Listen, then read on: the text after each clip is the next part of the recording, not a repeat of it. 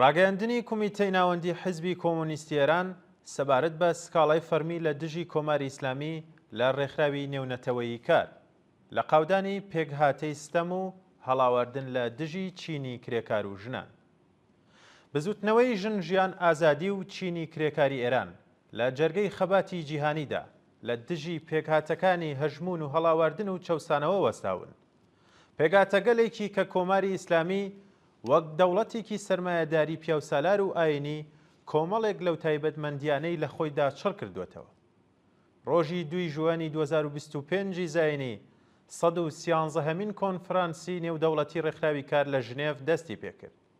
کۆماری ئیسلامی ئێران بە ژمارە پەروەندەی CINDC 111 خرایە لیستی فەرمی پێشێلکاریەکانی ڕێکەوتنامە بنەڕەتیەکانی ئەم ناوەندە نێودەوڵەتیە. بابەتی ئەم سکاڵایە بریتی بوو لە پێشێلکردنی ئاشکرای ڕێکەوتنامەی ژمارە 111 سەبارەت بە هەڵاوەردن لە دامەزراندن و پیشەدا. بەڵام لە ڕاستیدا ئەم سکاڵایە دەنگدانەوەیەکی مێژوویە لە دەیان ساڵستەم و سەرکوتی پێکهاتەیە و هەڵاوەردنی بەردەوام و تاوانە دەوڵەتیەکان لە دژی چینی کرێکار و ژنان و کەمینە ستەم لێکراوەکان. وەڵامی ڕسمی کۆماری ئیسلامی بەم سکاڵایە هەوڵێکی بێ ئاکامە بۆ نکۆڵیکردن لەو ڕاستیەی کە ڕۆژانە ئاوێتەی ژیانی بە ملیۆنان کەس لە دانیشتوانی ئێرانە. ڕژیم بۆ شارنەوەی ڕەواڵەتی دزێوی خۆی ئیدعای کرد کە حیجاب ناچاری نییە و هیچ کەسێک لەسەر ڕەچاوکردن یان نەکردنی حیجاب نەکەوتۆتە ژێر لێپرسینەوە و بە دوواداچوون. ئەم درۆ بێ شەرمانە نەک هەر سوکایەتی کردنە بە یادەوەری بە کۆمەڵی دانیشتوانی وڵاتێک، بەڵکو بەشێکە لە استراتیژی بەردەوامی ڕژێم بۆ شاردنەوەی لۆژیکی سەرکوتی پێکهاتەیی خۆی. لە ئێرانی ژێردەسەڵاتی کۆماری ئیسلامیدا کۆنتڕۆڵکردنی مرۆڤەکان بۆتە میکانیزمی ناوەندی دیسیپلینی کۆمەڵایەتی. لە قوتابخانە، زانکۆ، ئیدارە و کارگە و تەنانەت نەخۆشخانەکانیشدا نەزمی زاڵ دیاری دەکات کە چی لەبەر بکەیت و چۆن بەڕێگادا بڕۆیت و تا چەندە ئیزنی هەناسە هەڵکێشانت دەبێت. ملیۆنان معەلیم، خوێندکار، کرێکار، پەرستار و فەرمانبەری ژن لە ژێر جەبری یاسایی و هەڕەشەی بەردەوامدا ناچار بە پۆشینی جلوبەرگی فەرمی دەبن.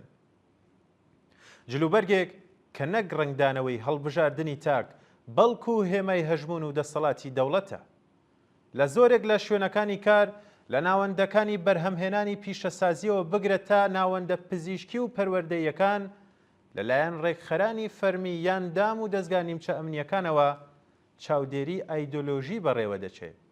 تەنانەت لەو شوێنانش کە گوایە ئازادی جلوبەرگ هەیە، ئەو ژنانەی کە شێوازە فەرمیەکان ڕەچاو ناکەن لەگەڵ لێپرسینەوە، لێبڕینی هەقدەست و دەرکردنی کاتیان هەمیشەیی بەرەو ڕوو دەبنەوە.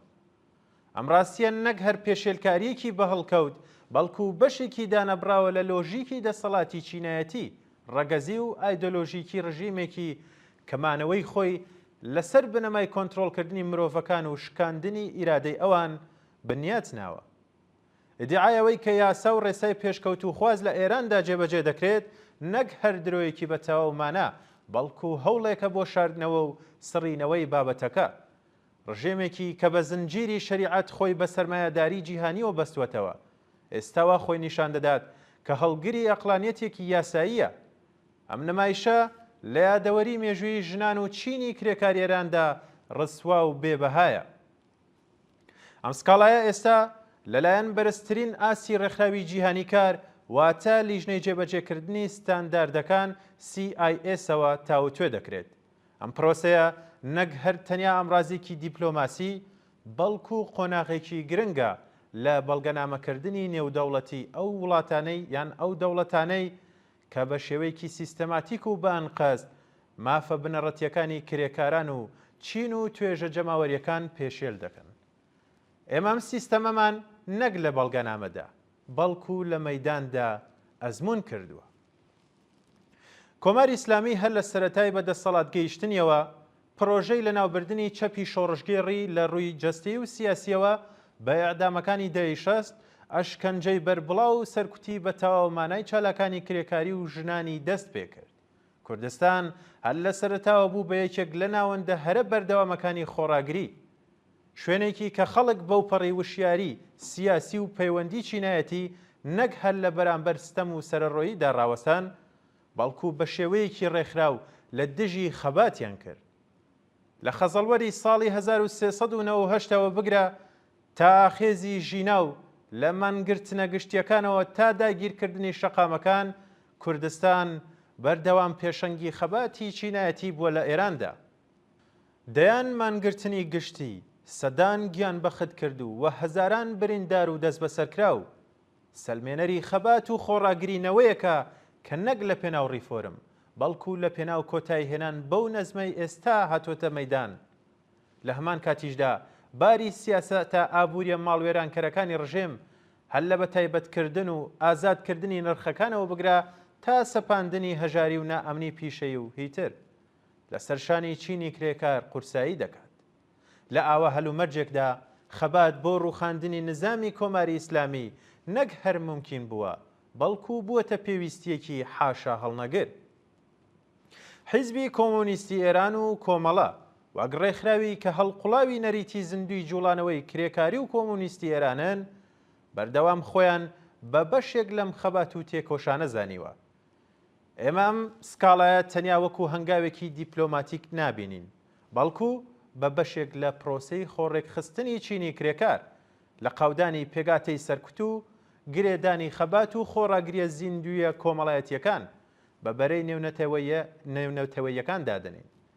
لە سەردەمێکدا کە زۆرێک لە ڕەوتە بەناو ڕیفۆرم خوازەکانیان ڕێکخراوە نیۆلیبراڵیە نادەوڵەتیەکان بەلاوەزکردنی زمانی چینایەتی و شاردنەوەی ناتەباییەکان پشت بە گوتاری بێمەترسی مافی مرۆڤ دەبەستن، حیزبی کۆمۆنیستی ئێران و کۆمەڵە وێڕای وەفاداربوون بە ئاستۆی شۆڕشی کرێکاری هەرگیز پشتی لە چینەکەی خۆیان نەکردووە و لێی گیان نەبوونەتەوە. ئێمە لەسەر ئەو باوەڕین کە تەنیا بەڕێکخستنی ڕیشەدار سربەخۆ و لە خوارەوە دەتواندرێت کۆتایی بە نظامی چەوسێنەرانەی کۆماری ئیسلامی بهێنرێت. ئەگەر ئەمڕۆ ئەم سکاڵایە لە بەرزترین ئاستی یاسایی نێودەوڵەتیدا تۆمار دەکرێت و لێکۆڵینەوەی لەسەر دەکرێت، ئاکامی چەندین ساڵ ڕێکخستن لە قاودان خەبات و پەیوەندی نێوان بزوتنەوە ناڕەزایەتیەکانی ناو ئێران بە تریبۆنە جیهانیەکانەوەیە. ئەم سکاڵایە زەیاڵەی دەنگی دایکانی خاوەران و بە هەزاران بنەماڵەی ترەکە جگەرگۆشەکانیان لەلایەن ئەم دەسەڵاتە جنایەتکارەوە گیانیان لەدەستداوە و هەروەها هاواری ژنانی سەرشەقام و خۆڕاگری شۆفێری کامیۆنەکان و کرێکارانی بەشی پیشەسازی کانزاکان، موعەلیمان و خانەنشینانە. ئەزموونی زیندوی خەبات و تێکۆشانی ئەم ساڵانەی دوایی بەڕوونی نیشانی داوە کە تەنیا دروستبوونی پەیوەندی ڕاستەقینە و وشیارانە و بەردەوام لە نێوان چینی کرێکار و چین و توێژە ستەمدیتوەکانی دیکەی کۆمەلگا، ئەویش لە دەرەوەی بازنەی دامەزراوە و پێکهاتە ئەمنیەکانی وابەستە بە نەزمی سەرمایەداری دەتوانێت ڕێگای ڕزگاری خۆش بکات. ئەم پەیوەندیە بابەتێکی بەڕێکەوت یان تەنیا سۆزداری نییە، بەڵکو پێویستی بەڕێخستنی چینایەتی و پەروەردەیەکی سیاسی بەردەوام و بنیاتنانەوەی متمانەی کۆمەڵایەتی هەیە لە ناو کەشوهەوایەکدا کە لەلایەن سیستەمەوە ئاگایانە و لە ڕێگەی سەرکوت و دووبەرەکینانە و بەلا ڕێبردنەوە بەهێز دەکرێت. ئێمە لەسەر ئەم پەیوەندیە زیندووە لە خوارەوە لەسەر ڕێخستنی ڕادیکاڵ شۆڕشگێڕانە و سربەخۆ جەخت دەکەینەوە، ڕێخستنێکی کە لە هەناوی ئەزمموی خەباتەوە سەر هەڵدەدات نەک لە ژوورەکانی دەسەڵاتەوە. حیزبی کۆمۆنیستی ئێران و کۆمەڵە لەسەر بنەمای ئەم تێگەشتنە خۆیان بە بەشێکی کارە لەم پرۆسەیە دەزانن و بە ئاراستەی پتەوکردنی هەنگاو دەنێن. ئێمە بە ئەرکی خۆمانی دەزانین کە نەک هەر لەسەر ئاستی شیکردنەوە و ئاشکراکردن بەڵکو لەسەر ئاستی کردداری و پێکهێنانی پەیوەندی ڕاستەقینەی نێوان پێشڕەوانی چینی کرێکار و بزوتنەوە کۆمەڵایەتیەکان ڕۆڵ دەبینین. ئێمە لەسەر ئەو باوەڕین کە ئاسۆی ڕزگاری تەنیا لە بەڕێکخستنی چینایەتی و وشیارانە و ڕیشەدار بەڕووی کۆمەلگادا دەکرێتەوە. کۆمیتەی ناوەندی حیزبی کۆمۆنیستی ئێران 5 ژوئنی 2025